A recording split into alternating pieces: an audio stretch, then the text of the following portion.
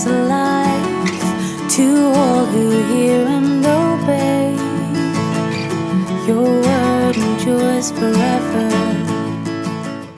Luke 7, 1-35. When Jesus had finished saying all this to the people who were listening, he entered Capernaum.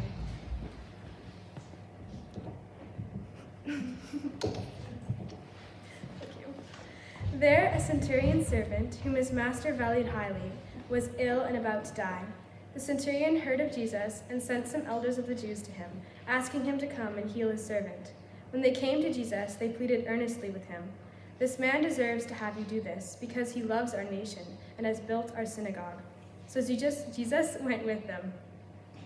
He was not far from the house when the centurion sent friends to say to him, "Lord, don't trouble yourself, for I do not deserve to have you come under my roof. That is why I did not even consider myself worthy to come to you. But say the word, and my servant will be healed. For I myself am a man under authority, with soldiers under me. I tell this one, go, and he goes, and that one, come, and he comes. I say to my servant, do this, and he does it." When Jesus heard this, he was amazed at him, and turning to the crowd following him, he said, "I tell you, I have not found such great faith, even in Israel." Then the men who had been sent returned to the house and found the servant well. Soon afterwards, Jesus went to a town called Nain, and his disciples and a large crowd went along with him. As he approached the town gate, a dead person was being carried off, the only son of his mother, and she was a widow. And a large crowd from the town was with her. When the Lord saw her, his heart went out to her, and he said, "Don't cry." Then he went up and touched the bier they were carrying him on, and the bearers stood still. He said, "Good man, I say to you, get up." The dead man sat up and began to talk, and Jesus gave him back to his mother. They were all filled with awe and praised God. "A great prophet has appeared among us," they said. "God has come to help his people." This news about Jesus spread throughout Judea and the surrounding country. John's disciples told him all of these things. Calling 2 of them, he sent them to the Lord to ask, "Are you the one who has come, or should we expect someone else?" When the men came to Jesus, they said, "John the Baptist sent us to you to ask, are you the one who is to come, or should we expect somebody else?" At this time, Jesus cured many who had diseases, illnesses, and evil spirits, and gave sight to many who were blind. He replied to the messengers, "Go back and report to John what you have seen and heard. The blind receive sight, the lame walk, those who have leprosy are cleansed, the deaf hear, the dead are raised, and the good news is proclaimed to the poor. Blessed is anyone who does not stumble on account of me." After John's messengers left, Jesus began to speak to the crowd about John. "What did you go out into the wilderness to see? A reed swayed by the wind? If not, what did you go out to see? A man who was dressed in fine clothes? No, those who wear expensive clothes and indulge in luxury are in palaces. But what did you go out to see? A prophet? Yes, I tell you, and more than a prophet. This is to be the one whom is written. I will send my messenger ahead of you, who will prepare the way before you. I tell you, among those born of women there is no one greater than John, yet the one who is least in the kingdom of God is greater than he." All the people, even the tax collectors, who, when they heard about Jesus' word, acknowledged that God's way was right, because they had been baptized by John. But the Pharisees and the experts in the law rejected God's purpose for themselves, because they had not been baptized by John. Jesus went to say, "To what then can I compare the people of this generation? What are they like? They are like children sitting in the marketplace and calling out to each other. We played the pipe for you, and you did not dance. We sang a dirge, and you did not cry. For John the Baptist came neither eating bread nor drinking wine, and you say he has a demon. The Son of Man came eating and drinking, and you say, here is a glutton and a drunkard, a friend of tax collectors and sinners, but wisdom is proved right by all of her children." Great, we'll do turn back to that passage in Luke chapter 7. If I say the word faith, I wonder what it springs to mind as you hear that word faith. And it's one of those things, isn't it? It's quite often connected with Christians. They have faith.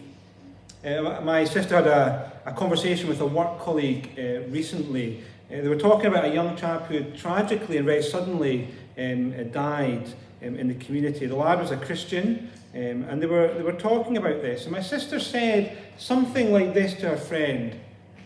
She said, his family are really comforted by knowing where he is.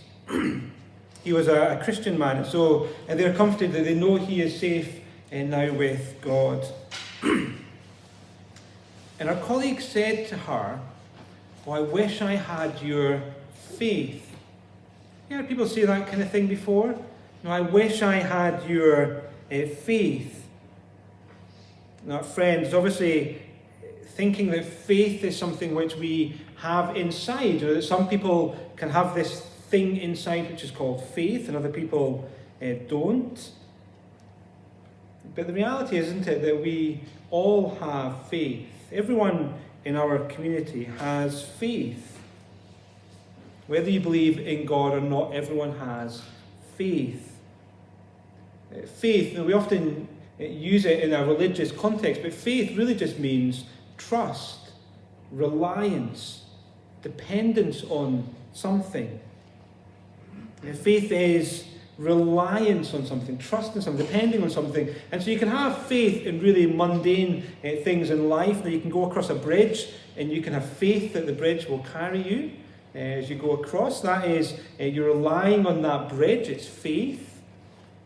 Or there's some things in our society which are much more significant, or just assumptions we work by.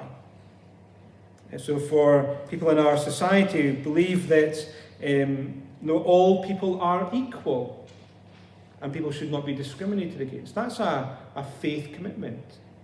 It's something we rely on in our country to make laws and such like.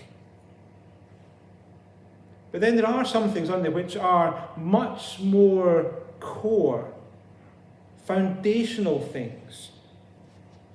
Things which provide the foundation for our life, basic beliefs, basic things we rely upon. Now they might be religious things, there might be other things, but the basic things that we rely upon that allow us to live our lives. If you want to read some more about explaining how that's like in our society, I'd recommend the book The Air We Breathe by Glenn Scrivener. He looks at lots of these things that we have in society and the beliefs that we have. But this morning I just want you to know that we all have faith. But this morning we're going to be thinking about, what does Christian faith look like? What are those things that the Christian relies upon, depends upon? You see, Luke is writing his account to convince his readers that they can be sure about Jesus, that they can have a trust and a reliance upon him. And that is something which is open to all. So my sister, she had that friend with our colleague, conversation with our colleague, and the colleague says, "Oh, I wish I had your faith." And my sister said, "Well, you can." Because see, we can all have that faith, can't we? But what should that faith look like? What does Christian faith look like?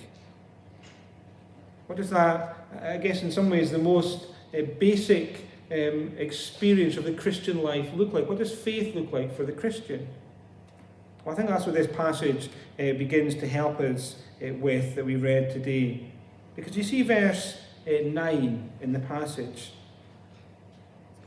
Jesus heard this. He was amazed, and turning to the crowd, he said, "I tell you, I have not found such great faith even in Israel." The things that happen in the passage, which Jesus says is great faith.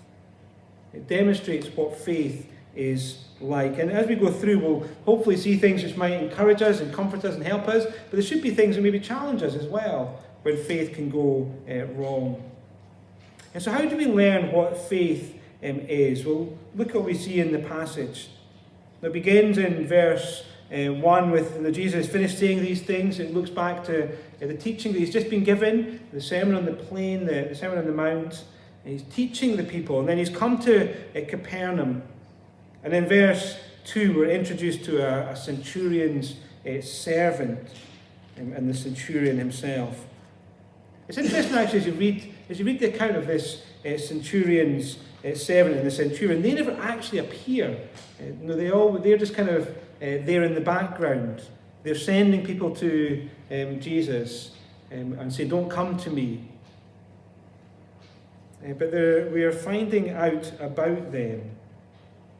And so we see that there's this servant who is highly valued by the centurion. The centurion would have been a Roman soldier commanding other soldiers. So he's not a Jew. He has servants. And he highly values this servant who is ill and about to die. And so you see in verse 3, he hears about Jesus, and so he sends some of his friends, the elders of the Jews, we find out, to go to Jesus and to ask Jesus to come and heal this chap who's about to die. That's the kind of the situation. And so the Jews come to Jesus, these elders of the Jews, they come to Jesus. Do you see in verse 4 what they say? When they came to Jesus, they pleaded earnestly with him. This man deserves you to have you do this, because he loves our nation and has built our synagogue. It's interesting, isn't it? This guy, this centurion, he's a fine, upstanding member of the community, we find out. He's not a Jew, and yet he was respected by the Jews. He's done much to build links with the local community. He's helped them build their synagogue. And you see, the point is that the Jews, the elders of the Jews, think that means he deserves Jesus to come and help him. It's interesting to come and help him because he deserves it. He's done good things. And we would say similar things around people in our community, wouldn't we? They've done lots for the community, so they deserve something good to happen to them. However, as you go on, you find that that's not how the man looks at himself. You see what happens when Jesus gets near his home in verse 6. The centurion sends more friends to Jesus, and he says this, "Lord, don't trouble yourself, for I do not deserve you to have you come under my roof. That's why I did not even consider myself worthy to come to you. But say the word, and my servant will be healed. For I myself am a man under authority, with soldiers under me. I tell this one, go, and he goes, and that one, come, and he comes. I say to my servant, do this, and he does it." It's quite a remarkable response, isn't it, that this man has? And it's this response that the man has that causes Jesus to say in verse 9, "I have not found such great faith even in Israel." Interesting, the people of God have not displayed the faith that this outsider has. And this response is demonstrating what faith is for us, so that we might learn about faith, that most fundamental experience of our Christian life. And so what do we learn about faith here? Well, firstly, notice how he views himself. I did not consider myself worthy to come to you in the first place. I don't deserve you to be in my house. It has to be first in faith, isn't it? We have a proper view of ourselves. Well, faith says, I don't deserve anything from you. I'm not worthy of you. The Jews, the elders of the Jews said, he deserved this, he's done good things. The man himself has a proper view of himself, says, I don't deserve anything. It's illustrated later in the Gospel. Do you remember that little parable, the parable of the Pharisee and the tax collector? And Jesus says that these two men, they go into the temple to pray. There's the Pharisee, the upstanding member of the community, the religious leader, and he goes in and goes, Lord, I thank you that I'm not like other men. And I basically say, I'm such a good guy. I thank you that I'm amazing. And then you get the picture of the tax collector who's I almost kind of picture him in the corner, sneaking in, on his knees, saying, Lord, have mercy on me, I'm a sinner.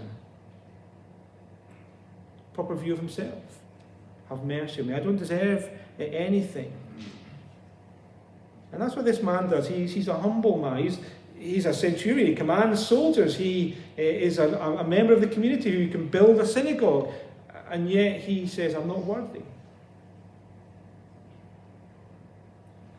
The man didn't have faith in himself and in his good works.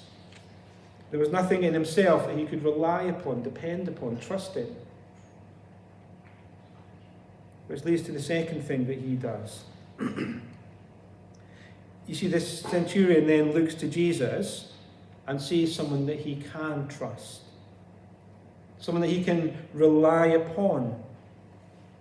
Someone who has authority and power. He likens it to his own experience. Now he sees in Jesus someone who can say a word and the thing happens, achieves its purpose. You see, he says, say the word and my servant will be healed.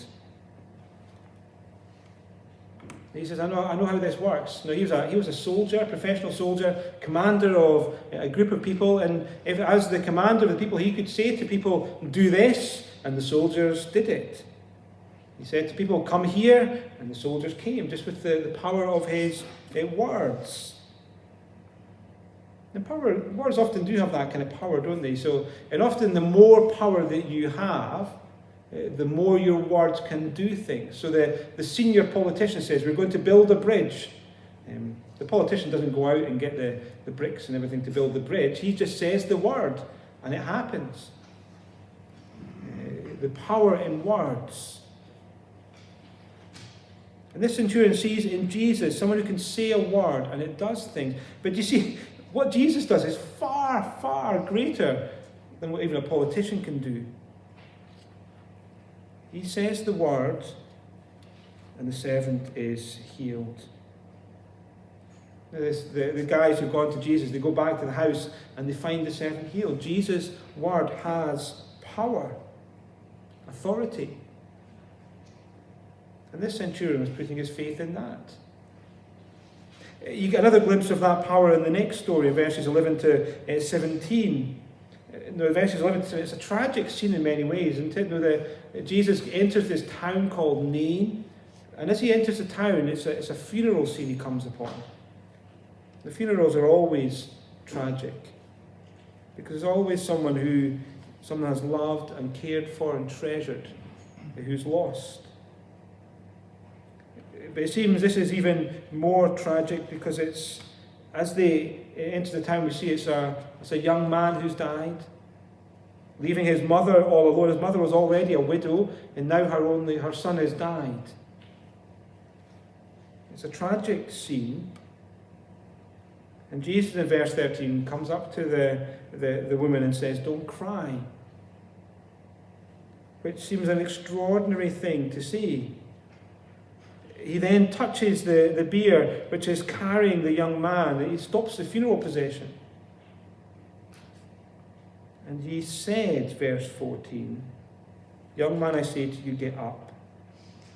And the dead man sat up and began to talk, and Jesus gave him back to his mother. How about that for power? Authority. Power in a word. I can't think of much more an impossible thing than bringing someone who's dead back to life. You kind of think when there's still life in someone, then maybe you could kind of revive that life. But this man was dead. But Jesus had the power to raise him.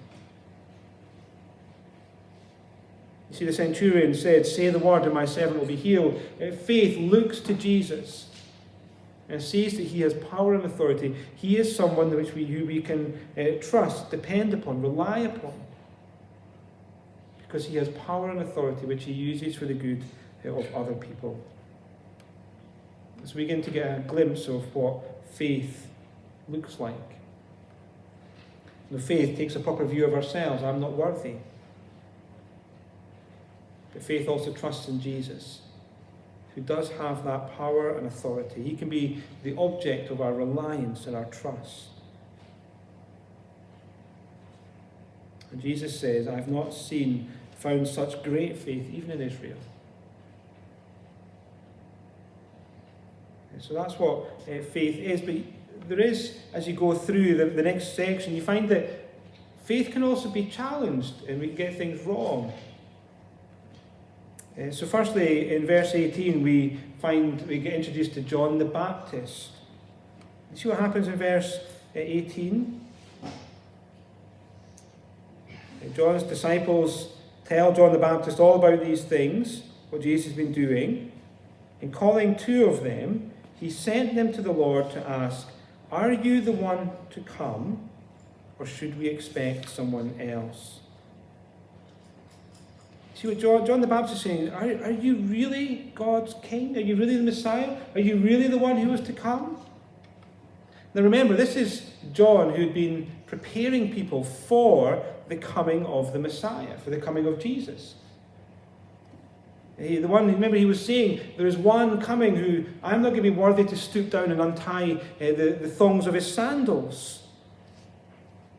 But now that Jesus has begun his ministry, he's going, is Jesus really? Is he really the one? Or is there someone else coming?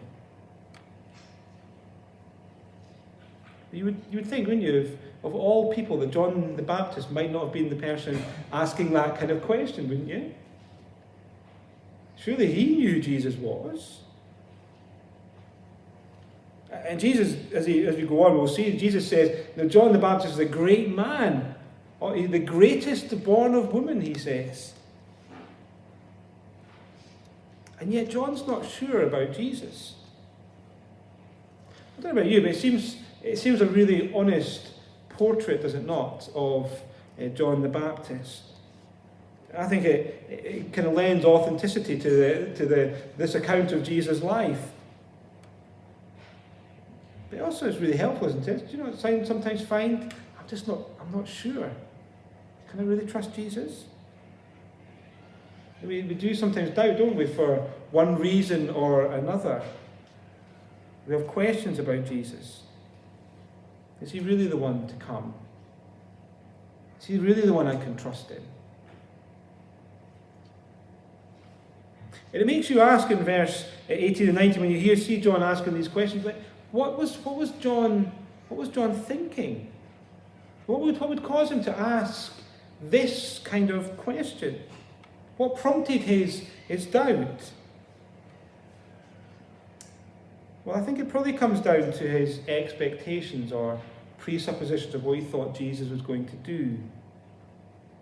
Let me explain. I think if you turn back actually to Luke, we see it in Luke chapter 3. So if you've got a Bible, turn back to Luke chapter 3. It's page 1029. This is John's ministry. It's when we were kind of first introduced to John's ministry and what he's doing. Do you see verse 7, what he says? John said to the crowds coming out to be baptized by him, "You brood of vipers, who warned you to flee from the coming wrath?" John didn't mince his words, did he? So these people coming to be baptized by him. Then look across to down to verse 9. He says, "The axe has been laid to the root of the trees, and every tree that does not produce good fruit will be cut down and thrown into the fire." It's quite a striking message. Look across the page to verse 16. John answered them all, "I baptize you with water, but one who is more powerful than I will come, the straps of whose sandals I am not worthy to untie. He will baptize you with the Holy Spirit and fire. His winnowing fork is in his hand to clear his threshing floor and to gather the wheat into his barn, and he will burn up the chaff with unquenchable fire." See, John's ministry, when he came, he was preparing the way for Jesus to come, and he was saying when people came out, who's told you to flee the coming wrath? There's a day coming when the chaff will be burnt up with unquenchable fire.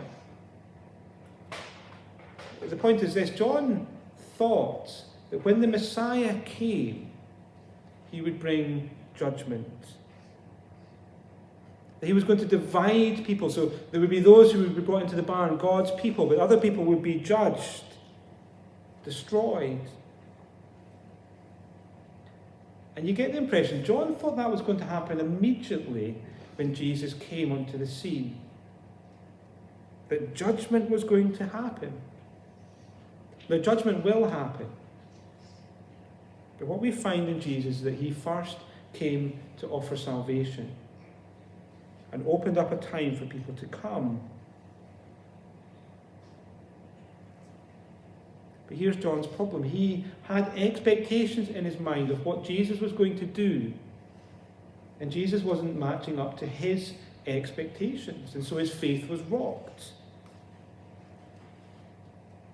He thought maybe there's someone else to come.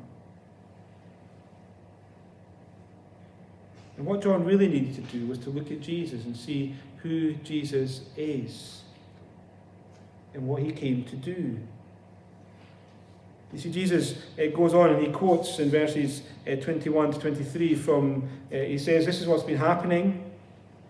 At the very time Jesus had cured many who had diseases, illness and evil spirits, and gave sight to many who were blind. And so Jesus replied to the messengers, go back and report to John what you have seen and heard. The blind receive sight, the lame walk, those who have leprosy are cleansed, the deaf hear, the dead are raised, and the good news is proclaimed to the poor. Blessed is anyone who does not stumble on account of me. Jesus says, go back to John and say, I am fulfilling the Old Testament, because that's what he's quoting here. Demonstrating the freedom and life that the kingdom brings, proclaiming good news to the poor. And verse 23, blessed is anyone who does not stumble on account of me. Because you see, it's possible to stumble on account of Jesus if we think he should be doing something else. It's possible that we face doubts because we think Jesus should be doing something different to what he is doing. And he's not doing the right things. And so we don't trust in him as he presents himself to us. You see, the centurion, he recognizes Jesus. He knows that Jesus is deserving, that he's worthy, that he's powerful, that he has authority, that he's come to help. He knows Jesus has all those things, and so he relies on him. Listens to Jesus proclaiming the year of God's favor. I wonder what your view of Jesus is. Is it one which has arisen from how Jesus shows himself to us in his word, or something that comes from our own imagination? You see, if we get it wrong, our faith is rocked. And so, for example, you might have heard of a theology called kind of the prosperity gospel, which is shaped to Jesus in its own image, which is not true. It says that if you believe in Jesus, then you will, if you've got enough faith, then you will receive all the good things in this world. You'll receive it all now. You'll be rich and blessed and abundant in different ways. But what it's doing is shaping Jesus into its own image. Not the Jesus as he presents himself to us in his word. And so if we're thinking about faith this morning, what faith is, well, faith is putting our trust in Jesus as he is. And so we'll be careful to understand him correctly and get to know him as he shows himself to us.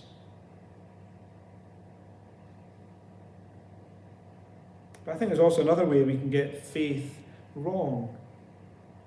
And that, again, we see it in relation to John the Baptist. But as John the Baptist's disciples leave, Jesus takes the opportunity to teach the crowd that are still there in verse 24. And so he asks them the question, or a series of questions. What did you go out into the wilderness to see? That's where John the Baptist was preaching and baptizing people in the wilderness. What did you go into the wilderness to see? A reed swayed by the wind? Do you know, did they go and see a reed? Somebody who was easily swayed and went this way and that? No, they didn't go to see a reed swayed in the wind. Well, was it to see a man dressed in fine clothes? Now, John the Baptist wasn't like that. He was wearing he was wearing camel hair clothing, which I always think must be really itchy. Do you think camel hair? I don't know what camel hair is like, but I imagine it'd be quite itchy. But you know, John the Baptist, he wasn't wearing the kind of the finery, the height of fashion or anything like that. And if you wanted to see that, you'd have gone to the palaces. So what did they go out to see? A prophet? Yes, and I tell you more than a prophet, says Jesus in verse 26. In verse 27 he says, this is one about whom it is written, I will send my messenger ahead of you, who will prepare your way before you. I tell you, among those born of women, there is no one greater than John, yet the one who is least in the kingdom of God is greater than he. See, the people, they went out to see a prophet. And this prophet was saying, get ready for the coming of the king. And the way they were to get ready for the coming of the king was through repentance. Saying, I've done things which are wrong, and confessing those, repenting of those, and saying, I'm ready for the coming of the king. That's how they got ready. But what was the response that people had to that message? Well, look at verse 29. So all the people, even the tax collectors, when they heard Jesus' words, acknowledged that God's way was right because they'd been baptized by John. It's an interesting comment. The people recognized what Jesus was saying was right because they'd listened to John. They'd been baptized by John. John had said, repent. They had repented. And so when Jesus came, the one who John was preparing for, they said, yes, Jesus is right. God's way is right. On the other hand, verse 30, the Pharisees and the experts in the law rejected God's purpose for themselves because they had not been baptized by John. See, there's other people who they'd heard John say, get ready, the king is coming, but they didn't listen. And they are continuing to reject God's purposes. Jesus goes on, verse 31. To what then can I compare the people of this generation? What are they like? They're like children sitting in the marketplace and calling out to each other, we played the pipe for you and you did not dance. We sang a dirge and you did not cry. For John the Baptist came neither eating bread nor drinking wine, and you said he has a demon. The Son of Man came eating and drinking, and you say, here is a glutton and a drunkard, a friend of tax collectors and sinners. I think the point Jesus is making is that people were never happy. No matter what happened, they would not accept Jesus as he was. And so they reject John's message because, well, he was just a killjoy. No, he doesn't eat and drink. On the other hand, they reject Jesus because they say, well, look, he's way over the top. He's a drunkard. He's a glutton. But see, the point is that they think they know best. And so they're not willing to listen to Jesus. And so they're not willing to humbly listen to Jesus. They're not willing to put themselves down a peg. They're not willing to be like the centurion who would say, I don't deserve you coming into my house. I did not consider myself worthy to come to you. Because they think they're good enough. But you see, true faith takes a proper view of ourselves. We say, I'm not worthy to come into your presence. But I'm listening to what you say because I see in you one who is worthy. And as we listen to Jesus, we hear him say, come. Be forgiven. Come back home. Be welcomed into my family again. Have a relationship with me which will last forever and which will never end. See, faith turns away from ourselves and looks to Jesus and seeing that he is worthy of our trust, our reliance, our dependence. I wonder what your faith is in. Word gives life to all who hear and obey. Your word endures forever.